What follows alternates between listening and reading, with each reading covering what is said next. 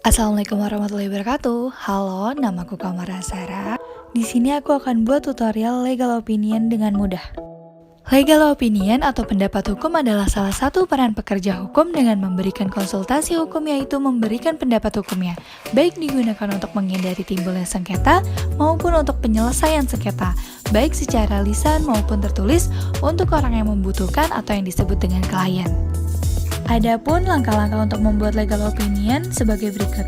Pertama, ada posisi kasus, yang kedua permasalahan hukum, yang ketiga penelusuran bahan hukum, yang keempat analisis hukum, yang kelima pendapat hukum, yang keenam kesimpulan dan rekomendasi. Skema legal opinion seperti berikut ini. Di sebelah kiri, kalian bisa cantumkan logo firma hukum kalian dan tuliskan alamat firma hukum, lalu email yang dapat dihubungi. Pojok sebelah kanan, kalian tulis tanggal, dan jangan lupa cantumkan nama klien kalian. Tuliskan identitas kalian, sebagaimana kalian seorang advokat, dan tuliskan alamat firma hukumnya. Sertakan pandangan atau pendapat hukum yang dimana nanti akan membuat klien dapat memahami bagaimana jalannya legal opinion tersebut. Yang dimana pendapat hukum ini didasari dengan hukum Indonesia atau hukum yang berlaku di negara yang akan membuat legal opinion tersebut. Masuk kepada posisi kasus atau identifikasi fakta hukum, yang dimana di sini akan membahas tentang kronologis, klasifikasi mana fakta hukum dan bukan fakta hukum.